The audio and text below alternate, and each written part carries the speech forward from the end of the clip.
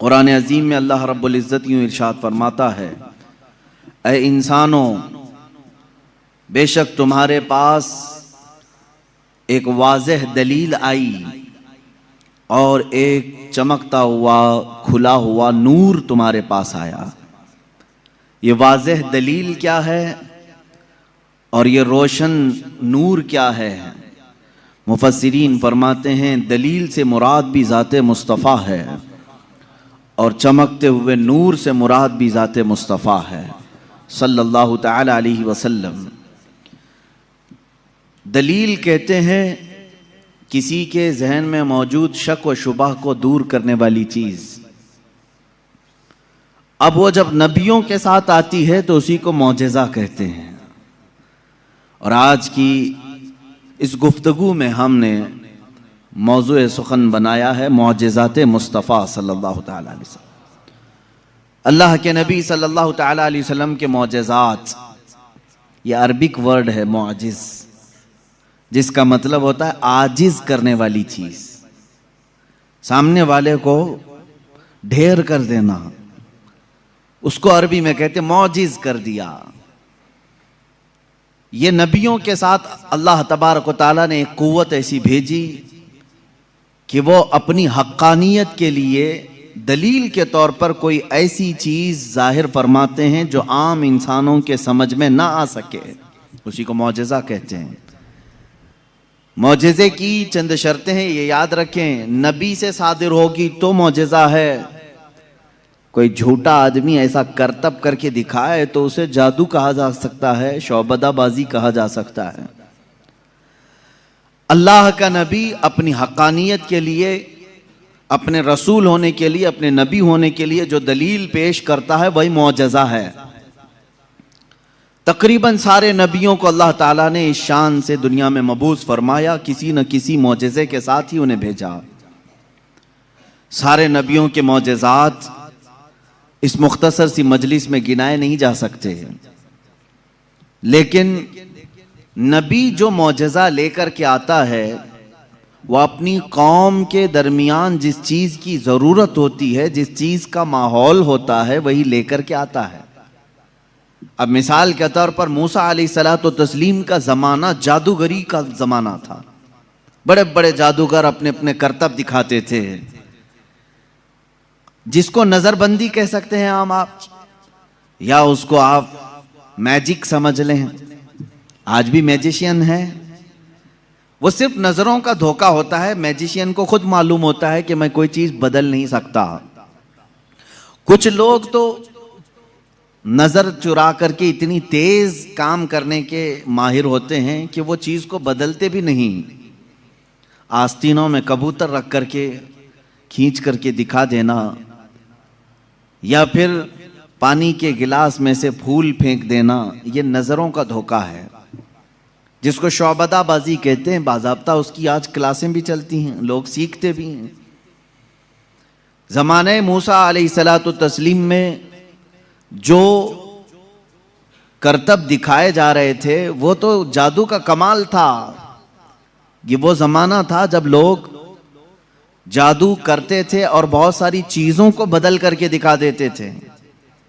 اسی لیے فرعون نے موسیٰ علیہ السلام کے مقابلے کے لیے جادوگروں کو ہی بلایا تھا، اس کا مقابلہ کرو، اور جادوگروں نے موسیٰ علیہ السلام کے سامنے جو چیز پیش کی وہ چھوٹی چھوٹی رسیوں کو زمین پر پھینک کر سانپ بنا کر کے دکھایا۔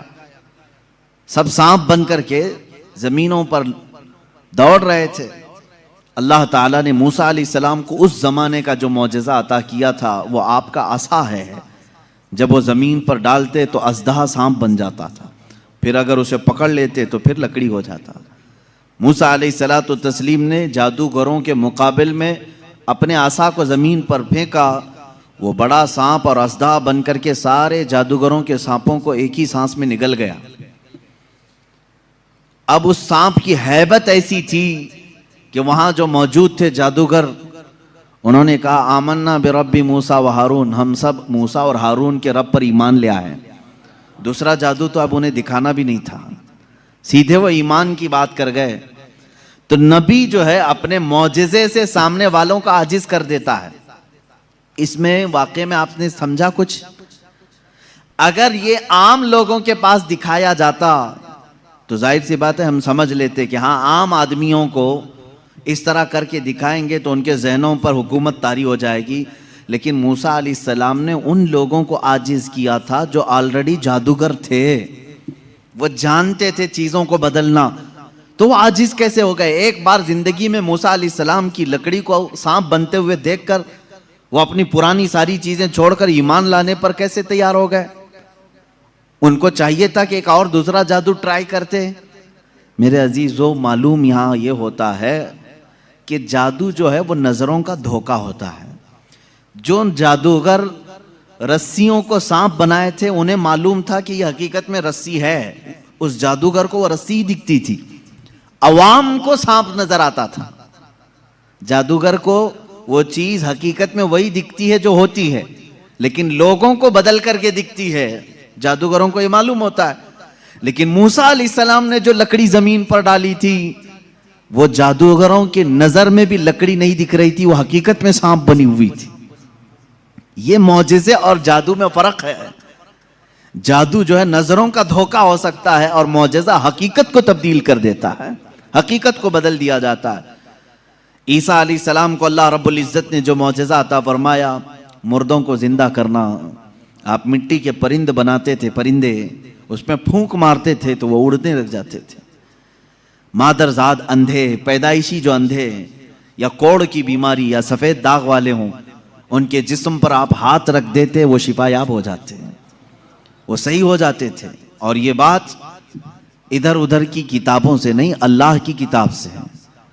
اللہ رب العزت نے قرآن پاک میں خود ارشاد فرمایا, عیسیٰ علیہ السلام کا قول ہے, وَأُبْرِئُ الْأَكْمَحَ وَالْأَبْرَصَ وَأُحْيِي الْمَوْتَى بِإِذْنِ اللَّهِ, میں اندھوں کو صحیح کر دیتا ہوں, کوڑیوں کو صحیح کر دیتا ہوں, اور مردوں کو زندہ کر دیتا ہوں اللہ کے حکم سے.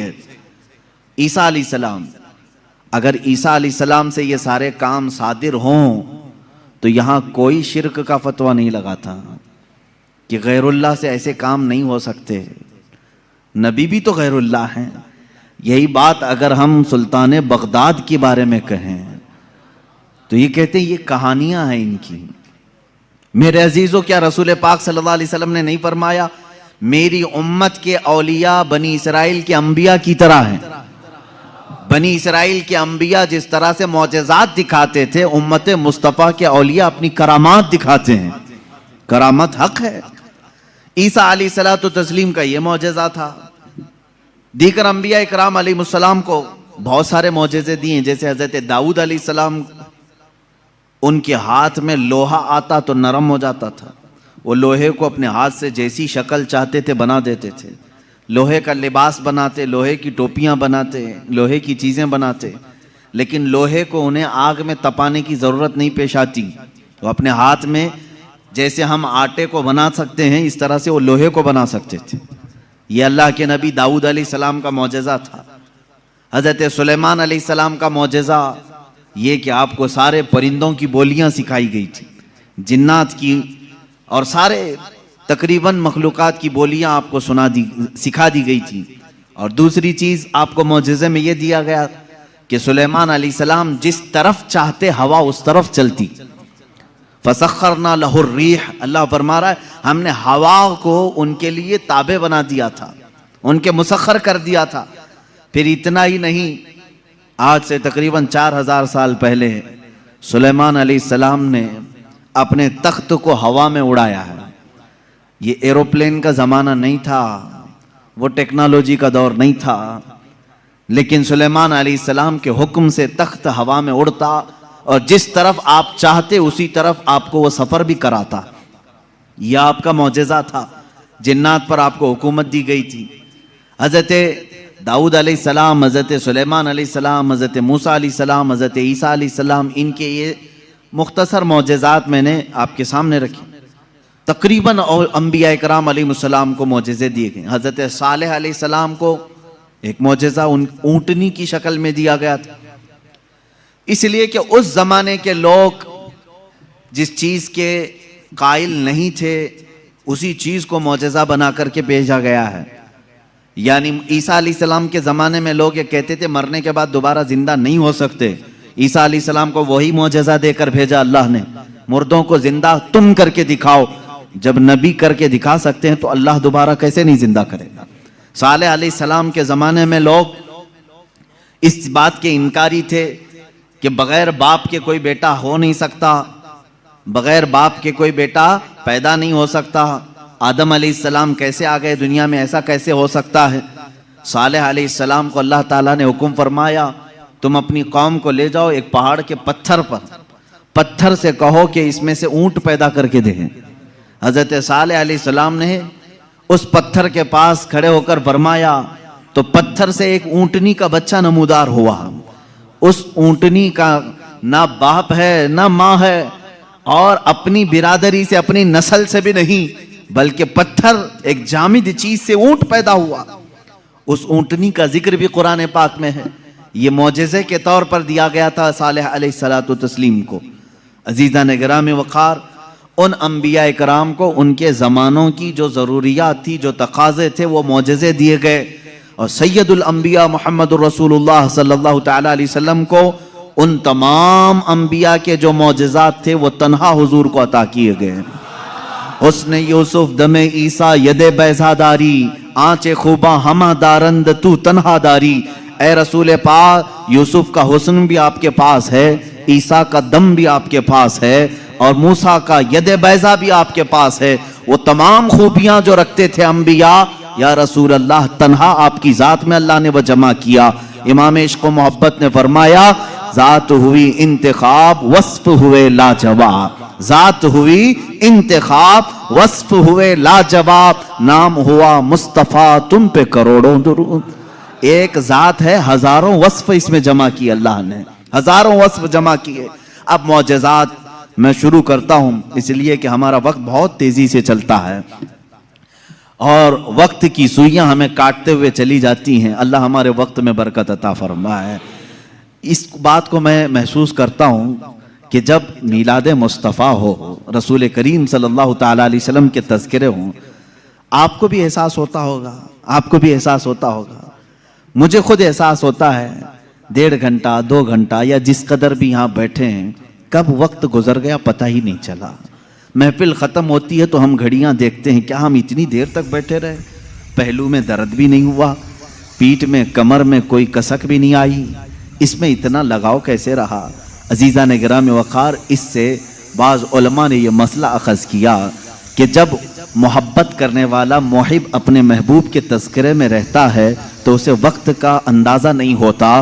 اسی لیے لوگوں نے کہا قیامت کا دن اگرچہ 50,000 سال کا ہو، اگرچہ 50,000 سال کا ہو، لیکن جو لواء الحمد کے نیچے آ گیا وہ میرے مصطفیٰ کی شان بیان کر رہا ہوگا۔ یہاں تک کہ قیامت کا یہ 50,000 سال کا جو ایک دن ہے، روایات میں بتایا گیا ہے عاشقان مصطفیٰ کو ایسا لگے گا جیسے بجلی چمکی اور ختم ہو گئی۔ لوگ کہتے ہیں قیامت آئی بھی اور چلی بھی گئی۔ وہ لمبا دن ان کے لیے بھاری ہوگا جو گستاخی رسول میں اپنے پیٹ مروڑتے رہتے ہیں، ان کے لیے بھاری ہوگا جن کے سینے رسول اللہ کی محبت سے منور نہیں ہیں۔ عزیزان گرامی وقار، یہی بات تو قبر میں بھی ہے، یہی بات۔ بعض لوگوں کو دفن کیا جاتا ہے، تذکرہ سنیں اور جی لگا کر کے سنیں۔ میرے آقا کی محفل میں بیٹھیں تو سستی اور کاہلی نہیں، بلکہ اس کے آداب ہیں۔ آپ وضو سے بیٹھیں، ہمتن گوش ہو کر بیٹھیں۔ ہلکی سی بھی سستی آئے تو اپنے آپ کو کوسیں کہ نہیں، میں مصطفیٰ کریم کی میلاد میں بیٹھا ہوں، میرے آقا کے تذکرے میں بیٹھا ہوں۔ بعض لوگوں کو دفن کیا جاتا ہے، قبر کی زندگی معلوم ہے کتنی سخت ہوتی ہے؟ کہا گیا وہاں کا 1 منٹ 1 سال کے برابر ہو سکتا ہے۔ مردے پر وقت ہی نہیں گزرتا، وقت ہی نہیں جاتا، وہ روز انتظار کرتا ہے، روز انتظار کرتا ہے۔ لیکن بعض میتیں وہ ہیں جن پر وقت بہت تیزی سے گزر جاتا ہے، یہاں تک کہ قیامت کا سور پھونکا جاتا ہے، قبریں کھولی جاتی ہیں، لوگوں کو اٹھایا جاتا ہے تو بعض مردے یہ کہہ کر کے اٹھتے ہیں بار الہ اتنی جلدی قیامت آ گئی، کل ہی تو میرے گھر والوں نے دفن کیا تھا، آج میں میدان محشر میں جمع ہو گیا، جبکہ وہ 500 سال سو چکے ہوں گے، 1000 سال سو چکے ہوں گے۔ فرق کیوں؟ بعض مردوں پر وقت نہیں بیتتا، بعض لوگوں پر وقت تیزی سے چلا جاتا ہے۔ وجہ یہ ہے کہ کہ جس کی قبر میں جلوہ مصطفیٰ نظر آ جائے، میرے آقا صلی اللہ تعالیٰ علیہ وسلم اس کی قبر میں آ جائیں اور وہ جلوہ جہاں آرا کو دیکھنے میں مصروف ہو تو قیامت کا سور پھونک دیا جائے گا، وہ انہی جلووں میں مست ہو چکا ہوگا اور اسے وقت کا احساس نہیں ہوگا۔ اے اللہ ہمیں اس جماعت میں شامل فرما۔ اب ہم معجزات مصطفیٰ صلی اللہ تعالیٰ علیہ وسلم کی طرف چلتے ہیں۔ اللہ کے نبی صلی اللہ تعالیٰ علیہ وسلم کو میرے مولا نے جو معجزے دیے تھے وہ الگ الگ ہیں، حسی معجزے، معنوی معجزے۔ آپ صلی اللہ تعالیٰ علیہ وسلم کا سب سے بڑا معجزہ کیا ہے میں اس کو آخر میں عرض کرتا ہوں، لیکن ایک بات یاد رکھیں، حضور کی پوری زندگی معجزہ ہے، سب پوری زندگی معجزہ ہے۔ آپ کے جو بیانات ہیں وہ حدیثیں وہ معجزہ ہیں۔ حضور پاک صلی اللہ تعالیٰ علیہ وسلم کا چلنا پھرنا اٹھنا بیٹھنا سب معجزے کی شکل میں ہے، اس لیے کہ اس طرح کی چیزیں عام آدمی کر نہیں سکتا۔ جو یہ دعویٰ کرے کہ میں حضور کے برابر ہو سکتا ہوں معاذ اللہ رب العالمین، اس کو آج ہمارا بیان ضرور سننا ہوگا۔ معجزات مصطفیٰ صلی اللہ تعالیٰ، ایک ایک چیز حضور صلی اللہ تعالیٰ علیہ وسلم کی زندگی پوری کائنات کو آج بھی چیلنج کر رہی ہے، عاجز کر کے رکھی ہے۔ تو کون سی کھیتی سے نکل کر برابری کا دعویٰ کرتا ہے؟ حضور اکرم صلی اللہ تعالیٰ علیہ وسلم کی ذات ستودہ صفات، اللہ کے نبی صلی اللہ تعالیٰ علیہ وسلم کے بچپن کی بات لیتے ہیں، آج پیدا ہوئے، میلاد مقدس ہے، اور زمانے رسول صلی اللہ تعالیٰ علیہ وسلم میں یعنی ولادت کے زمانے میں مکہ کا ماحول تھا کہ بچے پرورش کے لیے دایاؤں کے پاس دے دیے جاتے تھے۔ وجہ یہ تھی کہ بچہ شہر کی گہما گہمی سے دور رہے، اس کی زبان محفوظ رہے۔ دیہات والوں کی زبانیں وہاں اچھی ہوتی تھیں، عربی، اور شہر میں ہوتا یہ تھا کہ ہر جگہ کے لوگ مکہ میں آتے تھے، مکس نہ ہو جائے، تو مکہ والے خاص طور پر اپنے بچوں کی زبان کی حفاظت کے لیے شروع کے چند دن کسی دایا کے پاس رکھتے تھے۔